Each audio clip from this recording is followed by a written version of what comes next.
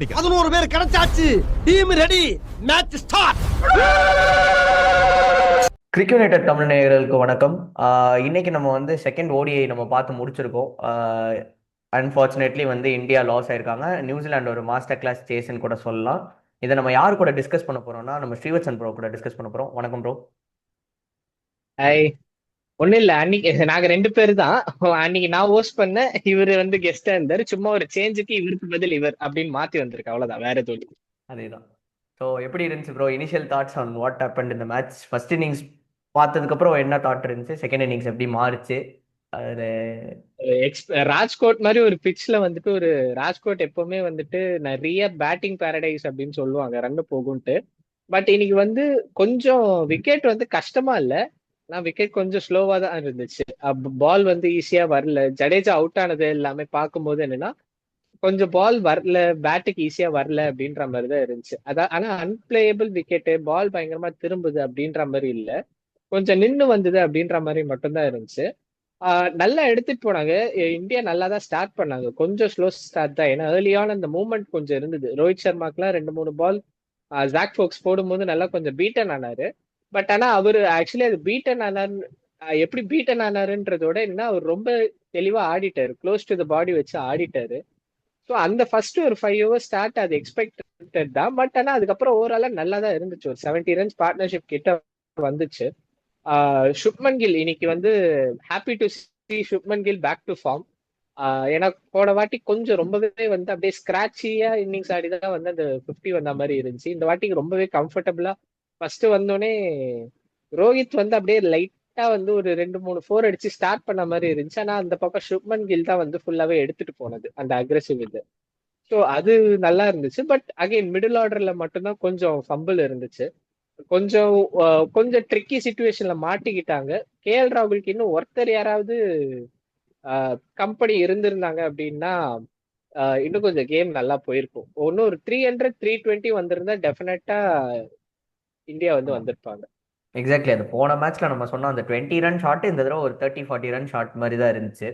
And நான் ரொம்ப notice பண்ணது என்னன்னா வந்துட்டு டக்குன்னு அந்த ஆக்சுவலாக வந்து கமெண்ட்ரிலேயே நான் இங்கிலீஷ் கமெண்ட்ரி பார்த்துட்டு இருக்கப்போ ரவி சாஸ்திரி இன்னொன்று யாரோ ஒருத்தவங்க பேசிட்டு இருந்த மாதிரி இருந்துச்சு. ஆக்சுவலாக அந்த டாட்ஸ் பைலப் ஆகுது, there is been a problem, இது வந்து ப்ரெஷர் பில்ட் ஆகும்னு சொல்றாங்க. சொல்லி முடிச்சோடனே ஸ்ரேயஸ் ஐயர் வந்து கையில் கேட்ச் கொடுத்துட்டு போனாரு. ஸோ இது வந்து எக்ஸாம்பிளாக நான் எடுத்து பார்த்துக்கிட்டா எனக்கு என்ன தோணுச்சுன்னா, அந்த 2021 வேர்ல்ட் டெஸ்ட் சாம்பியன்ஷிப் ஃபைனல்ஸில் வந்துட்டு ஒரு 3 கன்சிக்யூட்டிவ் மெய்டன்ஸ் வரும். ஆக்சுவலாக வந்த உடனே ஃபர்ஸ்ட் இன்னிங்ஸில் வந்து ரோஹித் அவுட் ஆவார்.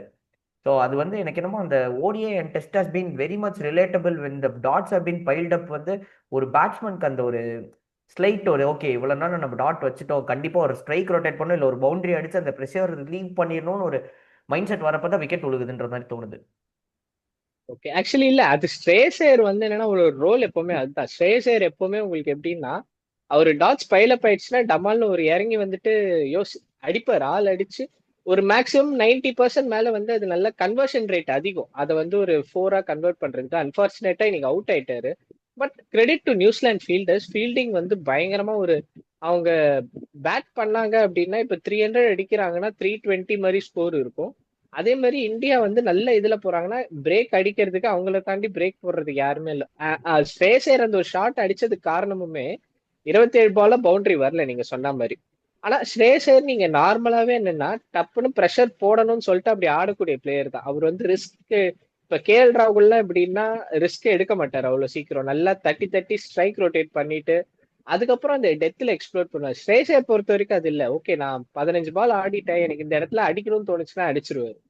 ஸோ அது அவரோட ரோல். இன்னைக்கு அன்பார்ச்சுனேட்டா வரல. எங்க இந்தியா மாட்டிக்கிட்டாங்க அப்படின்னா இந்த time that Shreyas Iyer got out 115 for 3 ஆயிடுச்சு. ஸோ அந்த இடத்துலதான் வந்து இந்தியா வந்து மாட்டிக்கிட்டாங்க. கேஎல் ராகுல் வந்து 2 பேர் ஸ்டெபிலைஸ் பண்ணிட்டு அப்புறம் எனக்கு கோலி அவுட் ஆனது வந்து again so track down wicket தான். டெலிவரி அண்ட் ஆமா, பாயிண்ட்டுக்கு கட் பண்ணணும்னு நினைச்சாரு. It has been same kind of comments delivery எனக்கு தான். அதேதான் எனக்கு சொல்ல வேணாம்னு பார்த்தேன். எனக்கு 19th நவம்பர் தான் ஞாபகம் வந்துச்சு. அது ஒண்ணு, அது ஒரு பேட்டர்னா நான் பார்த்தேன் கோலி கிட்ட. எப்பயாவது கொஞ்சம் இந்த ட்ரிக்கி சுச்சுவேஷன்ல மாட்டும் போது கொஞ்சம் இந்த பிளே டவுன் ஆகிறதுக்கு வந்து பாயிண்ட்ல ஆட ட்ரை பண்ணி பிளே டவுன் ஆகிறது வந்து 2-3 டைம்ஸ் நோட் பண்ணியிருக்கேன். பட் அது ஒரு பெரிய குறையா சொல்ல, பட் ஆனா அது பேட்டர்னா ஜஸ்ட் நோட் பண்றேன்றது மட்டும் சொல்றேன். எங்க இந்தியாவுக்குன்னா அந்த 115 ஃபார் 3ல இருந்து டபால்னு 135 ஃபார் 4 ஆயிட்டாங்க. ஸோ 135 ஃபார் 4ல இருந்து என்ன ஆச்சு அப்படின்னா ஜடேஜாவும் கேஎல் ராகுலும் பார்ட்னர்ஷிப் போடும்போது அவங்க ரொம்ப என்னன்னா அவங்களுக்கு வந்து ஸ்டக் ஆயிட்டாங்க. ஆள் வந்து ஓகே நான் இப்ப வந்துட்டு எப்படி கொண்டு போறது அகைன் பார்ட்னர்ஷிப் பில்ட் பண்ணணும்னு பார்த்தாங்க. பட் டீசென்டான பார்ட்னர்ஷிப் தான் வந்தது.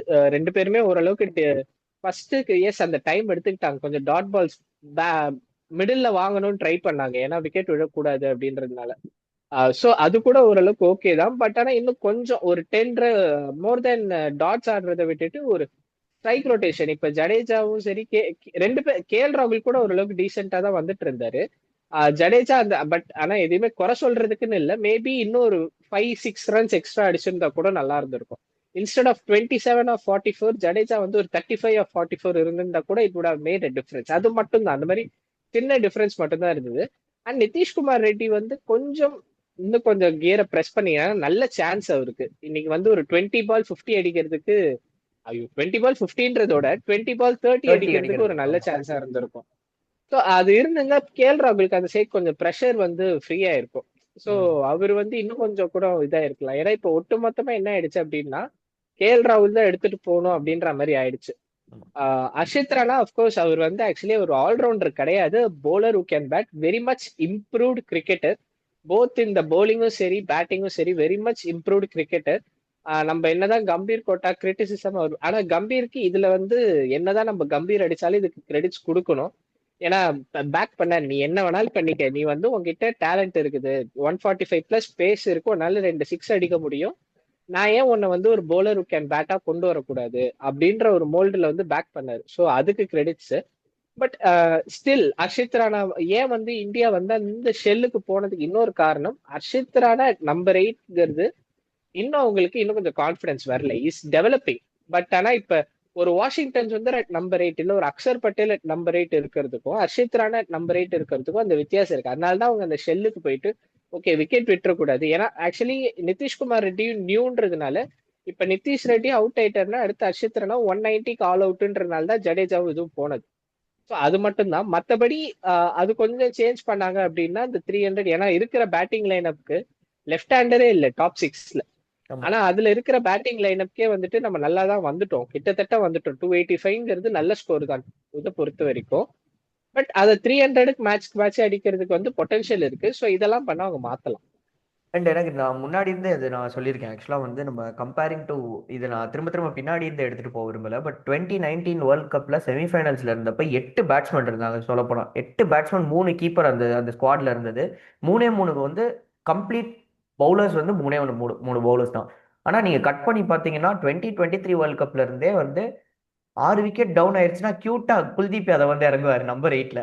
நீங்க அங்கிட்டு பாத்தீங்கன்னா மத்த இல்ல ப்ரோ. எல்லா ஆனா டீம்லயும் இல்ல வந்து ஆனா அந்த சைட்ல ஏன்னா இல்ல அண்ணா அந்த சைட்ல நம்ம அந்த குல்தீப் யாதவ் அது நிறைய பேர் அது கிரிட்டிசிசமா ஸ்டாப் பண்ணதுக்கு சாரி இன்டரப்ட் பண்ணதுக்கு.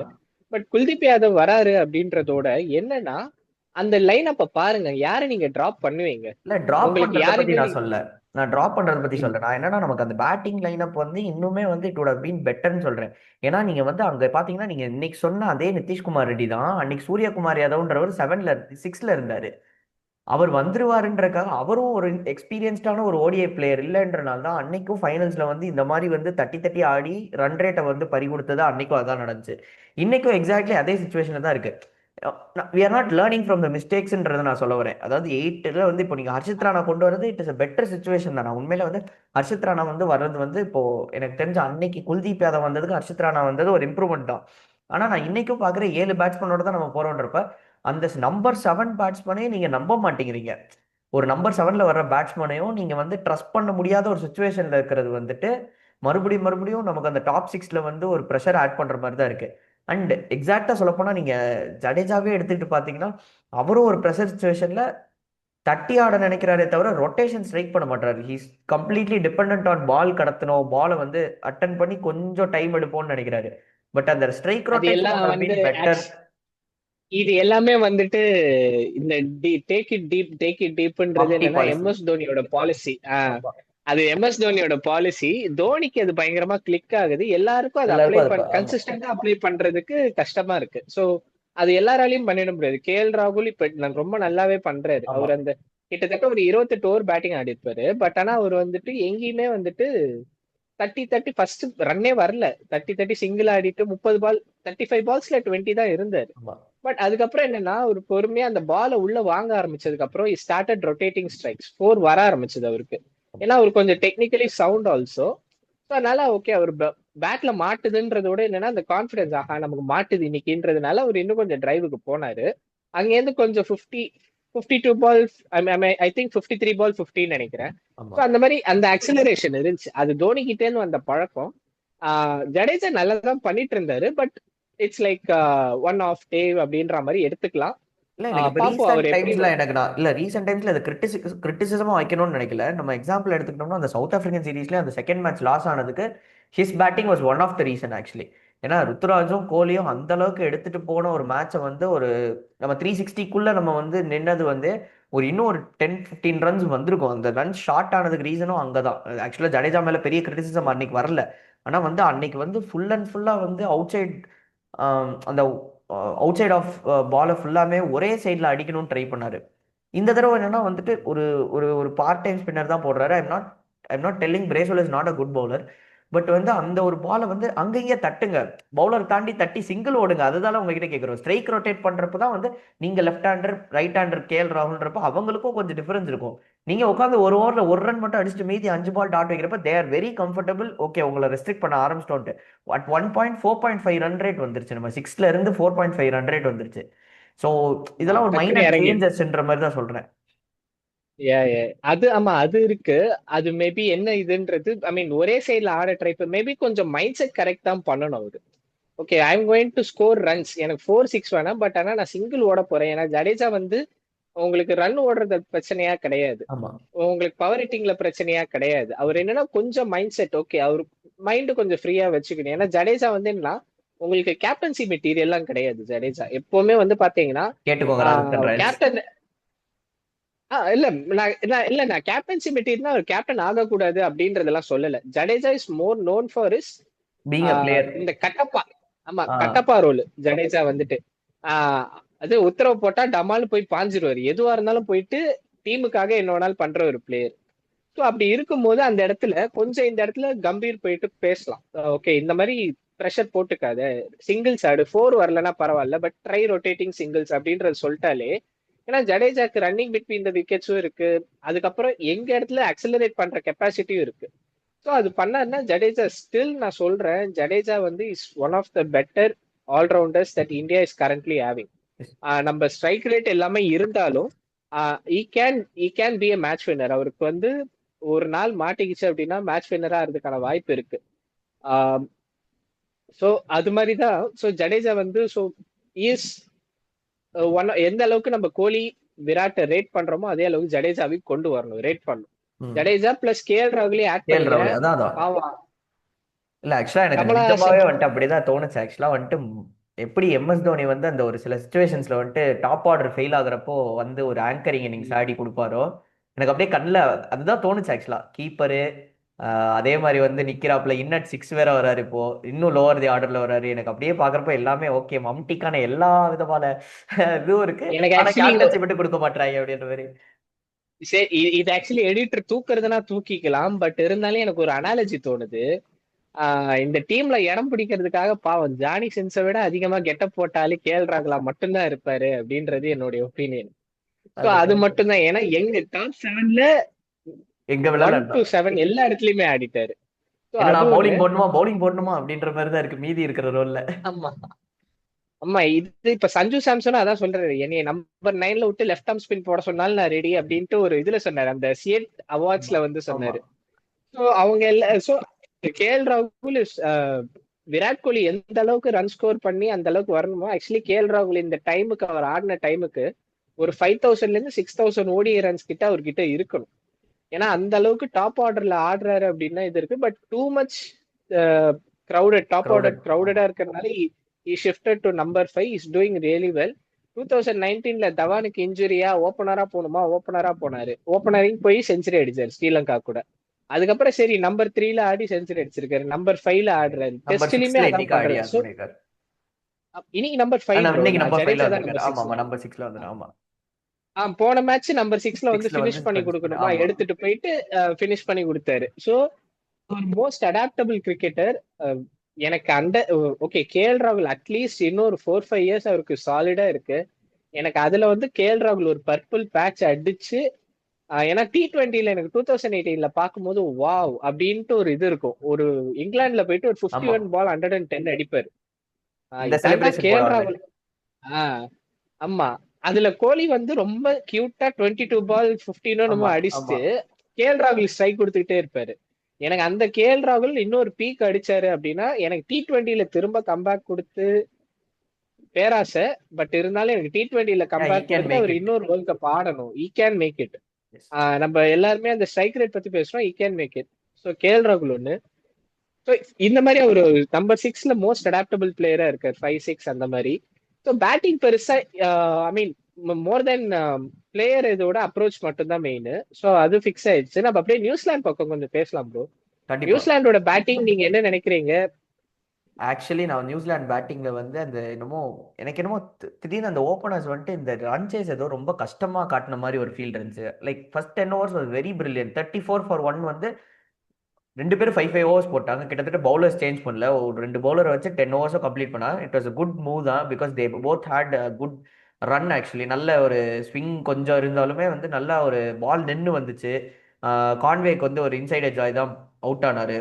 அண்ட் ஆல்சோ வந்து அதுக்கடுத்து ஹென்ட்ரிக் அந்த நிக்கோலஸ் பால் அர்ஷித் ராணாக்கு போட்டது வேற மாதிரி பால். வேற அது மாதிரியான பால் தான். அதான் சரியான ball. Credits should be given to Harshit Rana நிஜமாவே. அதுக்கடுத்து டமால்னு உள்ள வந்து வந்துருச்சு. பிரசித்தோ வந்து வந்த உடனே ஸ்ட்ரைக் பண்ணதெல்லாம் it was very good thing. ஆனா when it came to Daryl Mitchell the game has been completely change. அதுக்கு முன்னாடி வரைக்கும் இல்ல 4 ஆக்சுவலி ரன் ரேட் எனக்கு போயிட்டு என்னன்னா இருக்கிறப்போ அதான் அந்த போயிட்டு ஒரு இருக்கு bro. ட்ரிபிள் ஆயிட்டு இருக்கிறப்போ அது டெரைல் மிச்சலோட இன்னிங்ஸ் அதை தான் உங்ககிட்ட கேட்கலான்னு வந்தேன். டெரைல் மிச்சலோட இன்னிங்ஸ் வந்து எப்படி இதுல டிஃபர் ஆச்சுன்னா அதுக்கு முன்னாடி வரைக்கும் அது இருந்தது வேற மாதிரி இருந்துச்சு. But how it has change அந்த கடைசியில் அந்த 2 wickets போனதுக்கு அப்புறம் எப்படி சேஞ்ச் ஆச்சுன்றதா. இல்ல ப்ரோ, ஆக்சுவலி இதுல எனக்கு இன்னும் ஒரு பாயிண்ட் என்னன்னா 10வது ஓவர் முடிச்சுட்டு உங்களுக்கு actually if I'm not wrong 34 for 1. 47 for 2. 34 for I 1 mean after 10 overs. 47. Okay, first 10 ஓவர்ஸ்ல 34 34 for for 1. 1. ஆமா. இல்ல ப்ரோ, கொஞ்சம் எக்ஸ்ட்ரா இல்ல நினைக்கிறேன். இல்ல இல்ல ஐ இல்ல திங்க் மேண்டேட்டரி 34 for 1. 30 for 1 இருந்தாங்க. லாஸ்ட் பால் 4 போச்சு. அவர் வந்து கிளைட் பண்ணி விட்டாரு. ஸ்லிப்பை தாண்டி ரோஹித்தை தாண்டி வந்து லாஸ்ட் பால்ல ஓகே ஒரு 4 போச்சு. கரெக்டா 34 for 1. 34 for 1. Okay fine. So ஆனா 47 for 2 ஆயிடுச்சு. ஆமா எனக்கு என்ன 13th புரியல ஓவர்ல. அப்படின்னா ஆமா 13th ஓவர்ல 47 for 2 ஆயிடுச்சு. எனக்கு என்ன புரியல அப்படின்னா ஒரே ஒரு விஷயம் தான் பேஃப்லிங்கா இருந்துச்சு. நிதிஷ்குமார் ரெட்டிக்கு 2 ஓவர் கொடுத்தாங்க. அவரு கரெக்ட் ரொம்ப டீசெண்டா தான் போட்டார், பேடா போடல. பட் என்னன்னா உங்களுக்கு 34 for 1 உங்களுக்கு வந்துட்டு ஓகே, அவங்க எப்படா லான்ச் பண்ணலாம் அப்படின்ற மாதிரி இருக்கிற இடத்துல குல்தீப்பை 21வது ஓவர் எடுத்துட்டு வந்தது ஒரு பெரிய பிளண்டர் என்னை பொறுத்த வரைக்கும். ஏன்னா அந்த 11 ஓவருக்குள்ள டேரல் மிச்சலும் சரி வில் யங்கும் சரி செட் 2 ஆயிட்டாங்க. பேருமே நல்லா செட் ஆயிட்டாங்க. அப்பாடா நம்ம கண்டத்தை தாண்டிட்டோம் அப்படின்ட்டு. ஸோ இந்த இடத்துலதான் சுப்மன் கில்லோட captaincy is in learning phase. But என்னன்னா இன்னும் கொஞ்சம் அட்டாக்கிங்கா போகணும். எஸ். ஸோ குல்தீப்க்கு எடுத்து அப்படியே டமால்னு கையில கொடுத்துடணும். 12வது ஓவர்ல தோனி எல்லாம் குல்தீப் வந்துட்டு வந்திருக்கணும். தோனி எல்லாம் எப்படா பவர் பிளே முடியும், நான் எப்படா ஸ்பின்னருக்கு தூக்கி கொடுக்கலாம், ஆமா. ஜடேஜாக்கு எப்ப பால தூக்கி கொடுக்கலான்ட்டு இருப்பாரு. ம். ஸோ இப்ப சொல்ற ஜடேஜா வேற, அப்ப வந்து more of wicket taker. Jadeja இப்ப வந்து ரன் கண்டெயின் பண்ணுவாரு. அப்ப வந்து அந்த கோல்டன் பால் எல்லாம் ஜெயிச்சிருப்பாரு சாம்பியன்ஸ் Wicket டிராஃபில. ஆமா ஆமா. சோ அந்த மாதிரி வந்து அந்த மாதிரி ஸ்பின்னர்ஸை யூஸ் பண்ணும். குல்தீப் மாதிரி ஒரு தங்க முட்டை போடுற வார்த்தை வந்துட்டு எப்படா விக்கெட் எடுப்பாங்க அப்படின்ட்டு இருக்கிறத வந்துட்டு ஃபர்ஸ்ட் அப்படியே விட்டுறணும். ஏன்னா ஃபர்ஸ்ட் நினைச்சு பாருங்க, 13th ஓவர்ல 47 for 2 2 பேட்ஸ்மேனும் புதுசு. அந்த டைம்ல குல்தீப்பை ஃபேஸ் பண்றதுக்கும் 21st ஓவர்ல செட் ஆனதுக்கு அப்புறம் குல்தீப்பை ஃபேஸ் பண்றதுக்கும் நிறைய வித்தியாசம் இருக்கு. ஸோ குல்தீப்பை முன்னாடியே இறக்கி விட்டுருந்தா மேபி டேரல் மிச்சல் ஆக்சுவலி நீ டேரல் மிச்சல் ஷோ தான். குல்தீப் யாதவ நான் வந்து நீ எப்படி வேணாலும் போடுவோம், நீ நான் அடிக்க போறேன்னு போஸ்ட் மேட்ச்லயே அதே தான் சொன்னாரு. Kuldeep is quality bowler, we don't want him to settle. அந்த பயம் இருந்திருக்கு நியூசிலாந்து கிட்ட எல்லாருமே. We don't want him to settle, I said I will take that risk அப்படின்னு சொன்னார். இப்ப 47 for 2ல இருந்து அந்த ரிஸ்க் எடுக்கும் போது என்ன ஆகும்னா, சப்போஸ் அது என்ன 55 for 3 ஆகிறதுக்கான வாய்ப்பு இருக்கு. அப்ப என்னன்னா இன்னும் கொஞ்சம் வர்றது கிளென் பிலிப்ஸுமே அட்டாக்கிங் பிளேயர், அடி பொழக்க தான் போவாரு. ஸோ அது மாதிரி இருக்கும்போது இன்னும் கொஞ்சம் ப்ரெஷரா இருக்கிறதுக்கான சான்ஸ் இருக்கு. ஏன்னா ஆல்ரெடி ராஜ்கோட் மாதிரி பிச்ல நீ டியூ பெருசா வரல. பட் இருந்தாலும் ராஜ்கோட் மாதிரி பிட்ச்ல வந்துட்டு 285 தான். I think the first team to win chasing in second ஆமா ராஜ்கோட். சேசிங் ஆமா. ஆமா, சேஸ் பண்ணி ஜெயிச்சிருக்காங்க. 280 அவங்களோட ஹையஸ்ட் சேஸும் இதுதான் நினைக்கிறேன். நீங்க நியூசிலாண்டோட ஹையஸ்ட் சேஸும் இதுதான். இதுக்கு முன்னாடி வந்து இங்கிலாந்தோட வந்து அந்த வேர்ல்ட் கப்போட first match 2023 world cup first okay. Match ஆமா ரச்சின் கான்வே ரவீந்திரா ஒரு அடிச்சிருப்பாரு. ஆமா ஆமா 2 பேர் சேர்ந்து அடிச்சிருப்பாங்க. 100 அடிச்சிருப்பாரு. அதுதான் உங்களோட ஹையஸ்ட் சேஸ் இந்தியால இருந்துச்சு. இன்னைக்கு அதை பீட் பண்ணாங்க. சோ இந்த மாதிரி விஷயம் எல்லாம் பண்ணும்போது தான் வந்து என்னன்னா எனக்கு குல்தீப் அண்ட் ஜடேஜா போடுறது இல்ல பிரசீத ஒரு சைடு அட்டாக் பண்ண வச்சுட்டு ரெண்டு சைடு அட்டாக்கிங்கா போறது. ஏன்னா 47 for 2 உங்களுக்கு ரன்ஸ் இருக்கு, 240 ரன்ஸ் அடிக்கணும்ன்றதா அந்த மாதிரி போயிருந்தா மேபி இது இஃப்ஸ் அண்ட் பட்ஸ் நிறைய இருக்கு. But this this this has more chance to take those wickets. ஆமா அதேதான் நீங்க சொன்ன ஆமா மாதிரி தான். நீங்க ஆக்சுவலா அந்த இடத்துல வந்து சரி ஓகே அப்படின்னாலுமே எனக்கு என்ன தோணுதுன்னா அதுக்கடுத்து ஃபர்ஸ்ட் ஓவர்ல இருந்தே அடி வாங்கினாரு குல்தீப். ஸோ ஃபர்ஸ்ட் ஓவர்ல இருந்தே குல்தீப் அடி வாங்குறாருன்னா you can take 2-3 overs from Nitish Kumar Reddy who was bowled well. Nitish Reddy. அங்கேயே நிதிஷ் ரெட்டியும் அங்கேயே பாஸ் பண்ணிட்டாங்க. ஸோ எதுக்கு நிதிஷ் ரெட்டி 12th ஓவர் போட்டாரு, அட் த சேம் டைம் எதுக்கு இவர் 21st ஓவர் போட்டார், இந்த கன்ஃபியூஷன் இருக்கு. So is not using is assets in is own team, he is not using when to யூஸ்ன்றது. அது போக போக வருமா இல்ல இல்ல அப்படி டு இருந்தா யூஸ் இல்ல. எனக்கு தெரியல. ஆமா அதுவும் இல்லாம என்னன்னா நிதிஷ் ரெட்டிக்கு அப் டு த ஸ்டம்ப்ஸ் வராரு. கேஎல் ராகுல் வந்து ஸ்டம்புக்கு பின்னாடியே வச்சுட்டு பண்றாங்க. So, நிதிஷ் ரெட்டி ஒரு டிஃபென்சிவ் ஆப்ஷனா யூஸ் பண்றீங்க அப்படின்றது, நிதிஷ் ரெட்டி யூஸ் பண்றது it's not a good thing. அவர் அந்த டிஃபென்சிவ் ஆப்ஷன் கிடையாது. அவர் போனா ரன்ஸுக்கு போவார், விக்கெட் எடுக்க வைக்க தான் பார்க்கணும். சரி நிதிஷ் ரெட்டியை வச்சு ஒரு 5 ஓவர் போட்டிருந்தா கூட என்னன்னா it is more satisfied. Okay they tried. அந்த நிதிஷ் ரெட்டியே அவங்க பாக்குறாங்க ஆல்ரவுண்டர். அவர் 2 ஓவர் போட்டாரு, அவருக்கு எதுக்கு போலிங் கொடுக்கணும்? இந்த 2 ஓவரை நான் குல்தீப்க்கு முன்னாடியே இறக்கி விட்டுருந்தேன்னா அதுதான் குல்தீப்பை இன்னும் கொஞ்சம் விக்கெட் எடுக்கிறதுக்கான வாய்ப்பு இருந்திருக்குன்றது மட்டும்தான். அது ஒண்ணு இருந்துச்சு. பட் டேரன் மிச்சல் குல்தீப் மூணாவது பாலே அவரு எனக்கு என்னன்னா டேரன் மிச்சல் வந்து கச்சாமுச்சான அடிக்கணும்ட்டுலாம் போல. என்ன பண்ணாருன்னா சூப்பரா பிளான் பண்ணாரு. குல்தீப் என்ன பண்ணாரு, லைனை கவர் பண்ணி மிட் ஆஃப்ல 6 மூணாவது பால். ஆமா லைனை கவர் பண்ணி மிட் ஆன்ல 6 அடிச்சிட்டாரு, தூக்கி நேரா சொருகிட்டாரு. ஸோ அதுக்கு அடுத்து வந்து பாத்தீங்கன்னா குல்தீப் வந்து கொஞ்சம் ஸ்லைடர் தான் போட போறாருன்னு தெரிஞ்சிருச்சு. ஃபர்ஸ்ட் குல்தீப் தூக்கி போட்டாரு, 2 பேஸ் டிஃபரன்ஸ் எதுவும் இல்ல. பட் ஆனா என்னன்னா கொஞ்சம் ஃபாஸ்டிஷா கொஞ்சம் உள்ள விட ட்ரை பண்ணுவாரு அப்படின்றதுனால ரெடியா இருந்து பேக் ஃபுட்ல ரெடியா இருந்து ரிவர்ஸ் ஸ்வீப்ல போரு. அதுக்கு அடுத்த பால் ஆமா மொத்தம் ஒரு 14 ரன் போயிடுச்சு. ஸோ என்னன்னா அந்த பிளான் எனக்கு ரொம்ப நல்லா பிடிச்சிருந்தது.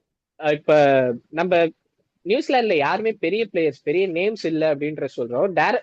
he showed that why is number 2 cricketer அப்படின்றது. டெய்லர் மேட் அது ஃபார் அந்த ஓடிஐ பிளானிங் கிரிக்கெட் தான். ODI cricket. அவர் டெக்னிக்கலி சவுண்ட் எல்லா பாலும் குல்தீப்போட ஃபர்ஸ்ட் ஓவர் 4. ஜடேஜாவெல்லாம் விட்டாரு. ஜடேஜா நீ போடுப்பா 5 ரன்ஸ் போட்டு போறியா, நான் பாட்டும் ஒண்ணும் இல்லை, நான் பாட்டு தட்டி தட்டி அடிக்கிறேன், குல்தீப்பை நான் அடிக்க போறேன்ட்டு முடிவு பண்ணிட்டு அடிச்சுக்கிட்டே இருந்தாங்க. ஃபர்ஸ்ட் பால் 4 ஒரு ஓவர்லயும் ஃபர்ஸ்ட் பால் 4 அடிச்சுக்கிட்டே இருக்காங்க. தெளிவா தெரியுது அவங்க அட்டாக் பண்ணணும்ட்டு. பட் அதர் திங்ஸ் அது மட்டும் அந்த பிளானிங் எனக்கு ரொம்ப பிடிச்சது. How they took it. And அதுக்கப்புறம் கிளென் பிலிப்ஸ் வந்து ஈஸியா முடிச்சிட்டாரு. அவர் மீதி முடிச்சிட்டாரு. இந்த இந்த சில பிளேயர்ஸ் எல்லாம் இருக்காங்க பெரிய ரன்னே அடிக்க மாட்டாங்க, ரன்ஸ் பெருசாவே அடிக்க மாட்டாங்க. ஒரு தமால் பார்த்தா ஒரு 139 அப்படின்ற மாதிரி ஸ்கோர்லாம் இருக்காது, இல்ல ஒரு 150 அப்படின்லாம் இருக்காது, ஒரு 87 70. யாருன்னா இந்த அலெக்ஸ் கேரி, மேட் பிரயர், வில்லியங், இவங்கெல்லாம். வில்லியங் வந்து மேன் ஆஃப் த சீரிஸ் ஜெயிச்சதுக்கு காரணம் ஒரு 100மே அடிக்கல. டெஸ்ட் சீரிஸ் எல்லாம் 50 அடிச்சுட்டு 50-35 அடிச்சுட்டு மேன் ஆஃப் த சீரிஸ் ஜெயிச்சுட்டு போயிட்டாரு. ஸோ அவங்க எப்படின்னா ஓவராலா ஏன் அவங்க அண்டர் டாக்ஸாவே இருக்காங்கன்னா ஒரு பிளேயர் மட்டும் பர்ஃபார்ம் பண்றது இல்ல, தேவைப்படுறப்ப இந்த மாதிரி சின்ன சின்ன கான்ட்ரிபியூஷன்ஸா வருது. ஆமா அதனால வந்து ஒரு நல்ல ஒரு பெர்ஃபார்மன்ஸ் தான் வில்லியம்லாம்.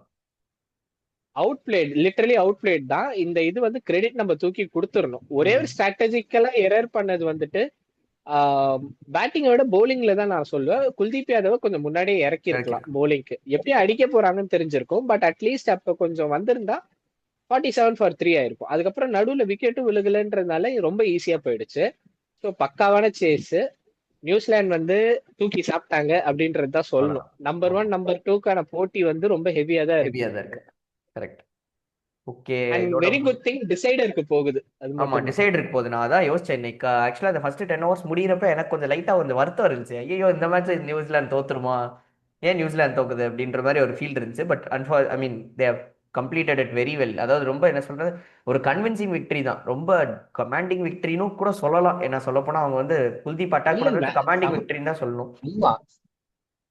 ஸோ ஃபாஸ்ட் பவுலர்ஸ் எல்லாம் விட்டாங்க. சிராஜ் இன்னைக்கு பாவம் சூப்பரா போட்டு விக்கெட் ஆமா விழுகல அவருக்கு. ஆமா இட் வாஸ். ஆனால் அதுவும் கிரெடிட் டு இருந்துச்சு. தி பவுலர்ஸ், கொஞ்சம் எரர்ஸ் மேக் பண்ணது தான் இந்த இடத்துல மிஸ் ஆச்சு. ஸோ அவ்வளோதான் எனக்கு அண்ட் தெரிஞ்சு credits to Jack Foakes also. Yes. அவ்வளவுதான். ஆமா கண்டிப்பா ஜாக் ஃபோக்ஸ் as டெத்துல well as சூப்பரா போட்டாரு. கிளார்க் வந்து 3 விக்கெட் எடுத்தது. he has also taken ஆமா. a good wicket. ஸோ அதுவும் நல்ல. சிஎஸ்கே ஃபேன்ஸ் நோட் பண்ணிக்கிறான். நேத்தன் எல்லிஸ் மட்டும் இல்ல, ஜாக் ஃபோக்ஸும் டெத்துல பயங்கரமா ஸ்லோவர் ஒன்ஸ் ஸ்லோவர் பவுன்சர் நல்லா போடுறாரு. ஸோ பார்ப்போம். சிஎஸ்கே ஃபேன்ஸ் நோட் பண்ணிக்கலாம். டைம் இருக்கு, பட் ஸ்டில். எஸ். ஸோ அவ்வளோதான் மக்களே. ஸோ இந்த இந்த ரிவ்யூ இதோட முடிக்கிறோம் நாங்கள். உங்களோட தாட்ஸ் என்ன இருந்துச்சுன்றதை கமெண்ட்ல போடுங்க. அடுத்த ஒரு ரிவ்யூவில் மீண்டும் சந்திக்கலாம். பாய். பாய் பாய் பாய் பாய் பாய்.